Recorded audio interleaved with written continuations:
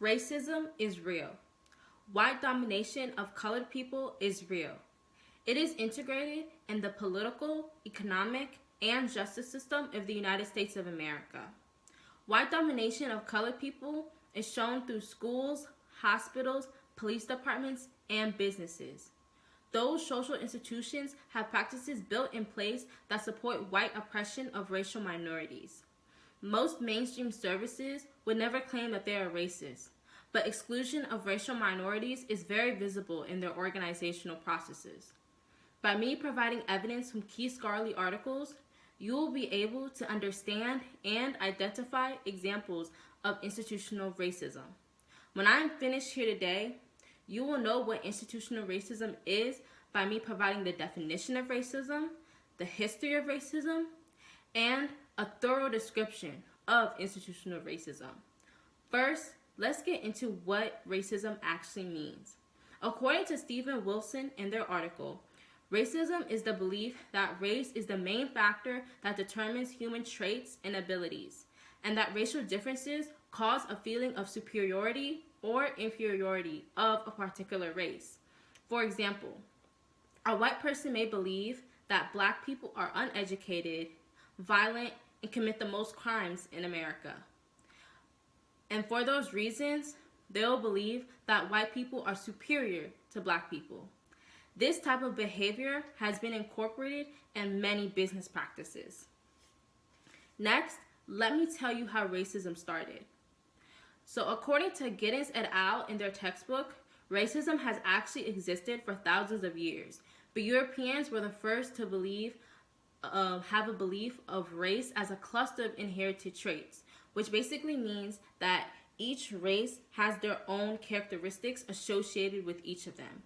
For example, the Europeans could have believed that black people were mad and violent all the time, while white people had exhibited characteristics of being nice, helpful, and kind all the time.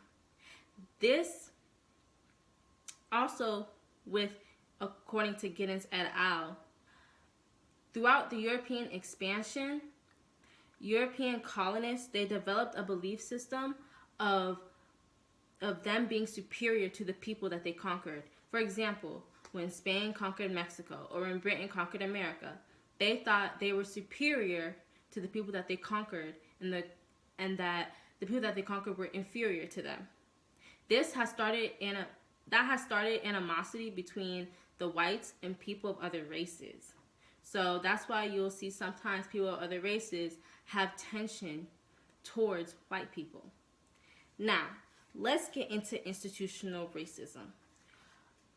According to Desmond and Emmer Bayer in their article, institutional racism is a concept that racism is structured into society by schools, hospitals, workplaces, and other social collectives through white dominance.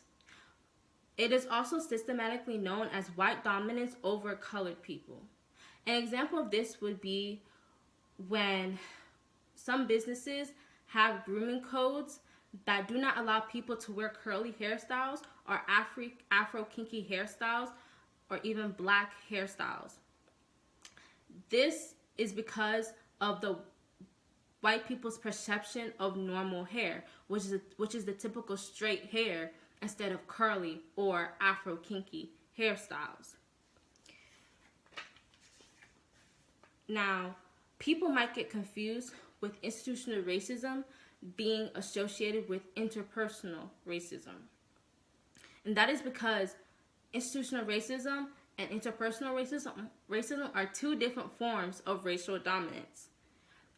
But according to Desmond and Emmer Bayer in their article, interpersonal racism is unconscious actions individuals take against people of other races.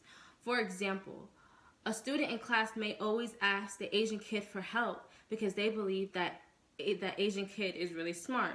And this is based on preconceived ideas people have about Asian people.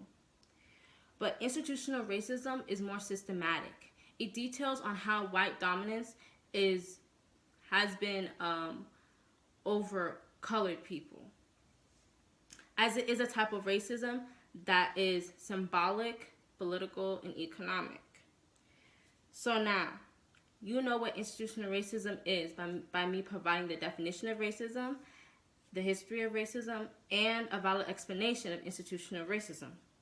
White oppression of racial minorities is very visible in businesses that have a major impact in our society.